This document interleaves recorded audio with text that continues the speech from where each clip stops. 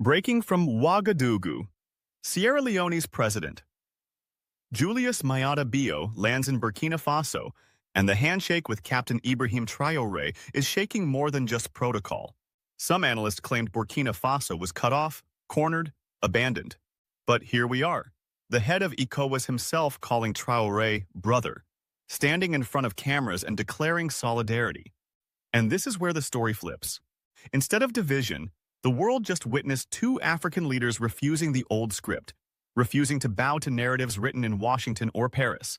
Now, before we unpack this moment, let me ask you, where are you watching from tonight? Drop your location in the comments.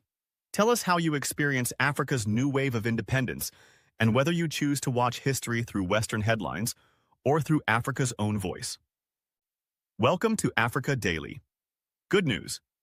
This is the channel where African stories are told without filters, and where you, especially our American audience, are part of the conversation. Because after all, your perspective matters in shaping how this story travels. The contradiction hit the cameras immediately. The head of ECOWAS, an institution that the West swears is at odds with the Sahel, stood in Ouagadougou smiling, thanking Captain Ibrahim Traoré, and calling him brother. For months, international headlines told Americans and Europeans that Burkina Faso was isolated, drifting into darkness. Yet on that day, what unfolded was not isolation but the exact opposite, a regional leader choosing to fly in, not fly away. The statement was simple on paper. Julius Maada Bio promised solidarity, promised to tell the world what Burkina Faso is really going through, promised that the country was not alone. But inside those words was a quiet twist.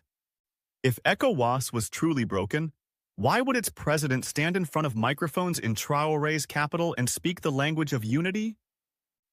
It reveals something deeper. Africa's family politics often work behind closed doors, while the West keeps waiting for the house to collapse. And here's where the human element kicks in. Think about how most Americans behave when a neighbor is in crisis. Either they cross the street and offer help, or they pretend not to see. According to surveys on community behavior in the U.S., people feel most secure when someone shows up physically, knocking on the door, showing presence. In West Africa, the same psychology plays out. Bio didn't just send a letter, he showed up, and presence changes everything. There's also a before and after to recognize. Before, Burkina Faso was framed as a rebel child leaving the ECOWAS family. After this visit, it looked more like a brother being embraced despite disagreements.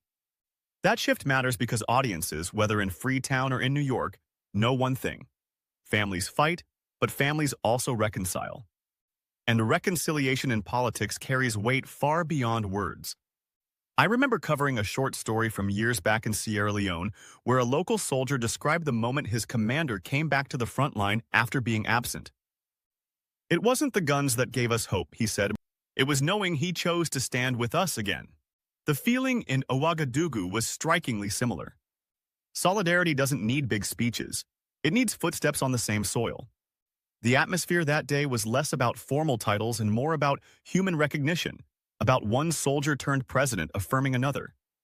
And in that recognition, something larger began to surface, a sense that Africa is choosing its own rhythm, one handshake at a time, while the world struggles to interpret the beat. The question now is not whether Burkina Faso is alone, but whether the rest of Africa dares to step into the same rhythm. And as that rhythm echoes across the region, it opens the door to a bigger stage where investments, alliances, and the future of sovereignty are tested not in speeches, but in who shows up when it matters most. What startled many observers wasn't just the handshake, it was the language Julius Maada Bio chose to use in Ouagadougou. Instead of repeating the Western narrative of sanctions and punishment, he looked at Ibrahim Traoré and said, "Burkina Faso is not alone." That line carried more weight than most policy papers. Because in diplomacy, words can cut like steel or heal like medicine, and here they landed like a quiet declaration of independence. The paradox is clear. ECOWAS was painted as hostile, yet its president sounded more like a brother at a family table than a prosecutor in court. This is the subtle twist. Solidarity is being voiced from the very platform outsiders claimed was fractured. And for audiences abroad, especially in the United States, this challenges the way alliances are usually framed. Americans often see politics as win or lose, left or right. But in much of Africa, it's about weaving family ties, even when the threads are strained. If you think about human behavior, most people in America admit that the words, "you're not alone," hit harder when spoken in person. According to studies on social psychology, the reassurance of belonging can change stress levels more than material support itself. In Burkina Faso, those words from Bio weren't just protocol, they were psychological armor for a population under siege. Here's where the story shifts again. For months, Western analysts spoke as if the Sahel states had burned the bridge with ECOWAS. Yet here was its president insisting the bridge still stands, even if rebuilt in a different form. The mini-hook is this. Maybe division isn't the real story. Maybe transformation is. And transformation, as anyone who has faced hardship knows, doesn't come quietly. It comes with contradictions that outsiders misread. Consider a short story from Sierra Leone's civil war. A villager once told reporters that when neighboring families refused to flee, it gave him the courage to stay. "If they're here, then I can survive here too," he said. That is exactly how solidarity works. Presence and words weave into a survival instinct stronger than fear. The human side is unavoidable. Before, Burkina Faso was branded as a rebel state. After this meeting, it looked more like a country with brothers willing to sit at the same table. And if human beings are wired to seek connection in crisis, as most research confirms, then this single appearance wasn't symbolic at all. It was a survival strategy. So when Bio's voice carried across microphones, it wasn't just a message to Burkina Faso. It was a reminder that in Africa, the definition of family often overrules the definition of institutions. And that reminder now flows into the larger current, where sovereignty is not declared in isolation but affirmed in chorus, setting the stage for what comes next. Before we move forward, let's pause on a thought. If you were in a crisis, would you rather be told rules on paper or hear a brother say, "You're not alone"? That's the power that shifted the mood in Ouagadougou, and it's the very energy driving us into the next chapter of this unfolding story. So stay with us, like, subscribe, and share if you believe Africa deserves its own narrative.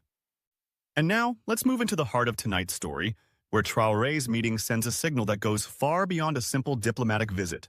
What caught many people off guard was not just the solidarity, but the personal confession Julius Maada Bio made. He reminded everyone that he too had once been a soldier, that he too had led men through conflict, and that he too had wrestled with chaos before finding peace in Sierra Leone. It was more than a diplomatic courtesy.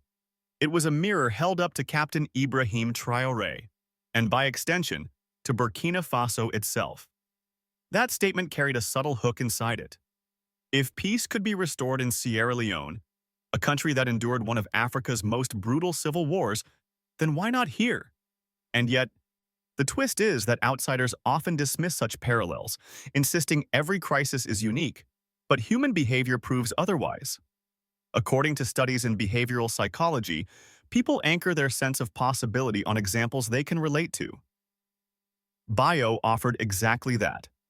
A lived precedent, not just empty optimism. The comparison of before and after becomes striking. Before his visit, Burkina Faso's crisis was framed as endless. After his words, the idea of an exit, of peace, of eventual recovery, sounded less like theory and more like memory. Americans know this pattern well. When someone says, "I've been there, and I made it through," the credibility spikes. It's why support groups in the US thrive, because human beings draw hope from those who walked the same road. Here's a smaller twist buried inside. Bio wasn't only speaking to Traoré, he was also speaking to Burkinabe soldiers in the field, men who might wonder if their sacrifices have meaning. By saying, "I was a soldier like you," he pulled them into the story, transforming politics into something personal. And when politics feels personal, people move differently. A short story captures the same truth. In Sierra Leone, A young fighter once told journalists that he only believed peace was possible when his former commander returned from exile and spoke to him directly. "He knew my world," the fighter said, "so I believed his promise." That is what Bio replicated in Ouagadougou, placing himself in the shoes of the very men and women whose belief matters most. The human element cannot be ignored. If people are wired to believe that survival is achievable when someone shows them a living proof, then Bio's words functioned as more than encouragement. They became a roadmap, a subtle way of saying, history has been here before, and it can bend again. And as that message settled into the air, it created a different kind of silence, not the silence of despair, but the pause of consideration. A pause that invited everyone to imagine what comes next, and to sense that the rhythm of change was moving closer, waiting to be named in the moments ahead. The strangest sight for many Western diplomats was watching the head of ECOWAS stand comfortably beside a leader of the AES bloc. On paper, these groups are supposed to be at odds. In practice, their presidents were shaking hands and sharing the same language of unity. That contradiction unsettled those who rely on simple binaries, ally versus enemy, in versus out, out. But West Africa refuses to fit into that frame. The twist hidden in plain sight is that what the West fears most is not military maneuvers, but symbols like this. Because symbols ripple. One handshake can undo months of talking points. One shared phrase can expose how fragile the narrative of isolation really is. For an American audience, it's worth asking. How many times has a photo or headline shifted public mood more than a detailed report ever could? There's a before and after worth pausing on. Before this visit, ECOWAS was painted as the watchdog disciplining the Sahel. After the visit, it looked more like a relative offering a seat back at the table. That shift may sound subtle, but human psychology thrives on reframing. According to social research, when people are told a conflict is family business, they are more likely to expect reconciliation than punishment. And reconciliation, even hinted at, changes the temperature of a room. It also exposes another layer. Outsiders imagine African politics as rigid blocks. Insiders know it is more like an extended family gathering. Voices raised, disagreements real, but blood ties still binding. And maybe that's why the language of brotherhood resonates more deeply than the language of sanctions.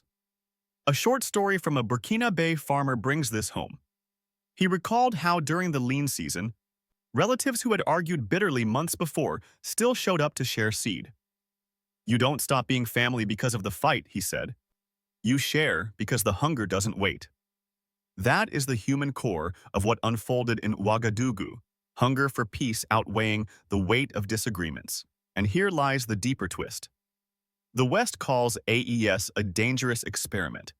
Yet what is truly dangerous from their point of view is the possibility that African nations will normalize this kind of solidarity, making independence less of a rebellion and more of a tradition. If that tradition takes root, the old cycle of dependency loses its grip. The mood that followed in the capital wasn't fiery or defiant. It was steadier, calmer, like a drumbeat settling into rhythm. And that rhythm seemed to open space for something larger to step in, a stage where questions of investment, sovereignty, and survival would soon take on a sharper edge. The most unsettling detail for the West was not the speeches, but the money implied between the lines. When African presidents speak of solidarity, they are also speaking of resources, investments, and the decision to circulate wealth inside the continent instead of bleeding it outward. That is the contradiction. Outsiders expected a meeting of weakness, yet what emerged was talk of millions flowing into Burkina Faso, anchored by partners who refused to see the country as a colony in waiting. The subtle twist here is how language doubles as policy. Julius Maada Bio didn't announce a giant check on stage, but by declaring that development is a shared concern, he framed Burkina Faso as a partner in progress, not a patient waiting for Western aid. It's a reframing most Americans would recognize from their own lives. When someone calls you an equal, you stand taller. When they call you dependent, you shrink. Nations react the same way. This also reveals a before and after shift. Before, Burkina Faso was portrayed as begging or desperate. After the visit, the narrative tilted toward opportunity. what the country could build with its own hands, with brothers investing alongside. And according to economic psychology, when people feel ownership of a project, their effort multiplies. It's the same reason studies show that Americans are more likely to care for a house they buy than a house they rent. Ownership changes behavior. There's a deeper hook inside. The West has long argued that aid is the lifeline of Africa. But what if the lifeline is actually investment that builds sovereignty instead of dependency? That is the quiet rebellion hidden in these meetings. It echoes something many Burkinabe have said in marketplaces. Better $1 earned than $10 borrowed. And perhaps that resonates beyond Africa, because most people, given the choice, would rather stand on their own feet than lean forever on someone else's crutch. A short story brings this into focus. A young entrepreneur in Ouagadougou once told a reporter that when his uncle invested in his small shop, it was not the money that changed his life, it was the trust. He treated me as capable, not as charity, he said. That is the same undercurrent running through Bio's words. It is solidarity expressed not only in sympathy but in expectation, the kind that demands growth. And this is where the emotional arc peaks. What outsiders labeled as crisis begins to look like foundation building. What was dismissed as isolation now feels more like insulation, shielding sovereignty until it grows strong enough to stand. The question left hanging is not whether Burkina Faso will survive, but how far this model of family investment and shared independence can stretch across the continent. The air in Ouagadougou carried that possibility, heavy but hopeful, like the moment before a storm breaks. And as the cameras faded, the sense remained that this was less an ending than the opening chord of a longer composition, one that others, both inside Africa and watching from abroad, would soon decide whether to join. What unsettled the outside world most was the closing image. Two presidents, one from the Sahel and one from the Atlantic coast, standing together in defiance of the story others tried to script for them. Instead of division, they spoke of family. Instead of weakness, they hinted at investment.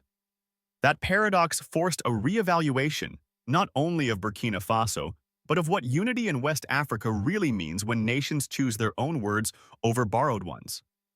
The mini-hook here is how quickly perception can swing. Yesterday's headline read, "Burkina Faso isolated." Today's footage tells another story. And that twist inside the twist is what makes this moment powerful. The very institution meant to discipline the Sahel ended up legitimizing it. If you pause and think, how often in life does judgment turn into recognition the moment someone chooses to listen instead of accuse? There's a human layer to this shift. Before the visit, many Burkinabe felt framed as outcasts. Afterward, the presence of Julius Maada Bio created a sense of belonging. Psychologists note that when people are treated as equals rather than dependents, their confidence rises dramatically. Most Americans know this instinctively. It's the difference between being invited to the table and being lectured from afar. One feels empowering, the other patronizing. Nations, like people, respond the same way. A short story from Freetown illustrates it. Years ago, when a peace agreement was signed, a young market woman told a reporter that what mattered most wasn't the words on paper, but the fact that leaders had shaken hands where she could see them. If they can face each other, she said, then maybe tomorrow I can face my neighbor. That is what Burkina Faso just witnessed. Politics translated into a human gesture, and a human gesture translating back into hope. And that brings us here. After all the speeches, after all the narratives spun abroad, the reality on the ground is that Ibrahim Traoré is not standing alone. His country is being treated not as a subject but as a partner. And when solidarity is framed this way, the question isn't whether Africa can resist being colonized again, it's how far this spirit of shared sovereignty can spread. So let me leave you with this. If nations can reshape their future by choosing solidarity over suspicion, what stops individuals from doing the same in their own lives? Where do you see yourself in this story? On the side that doubts or the side that shows up? You've been watching Africa Daily Good News. If this perspective resonates, subscribe, like, and share so more voices can join this conversation. And stay close, because while this chapter closes here, the next rhythm of Africa's story is already beginning to rise.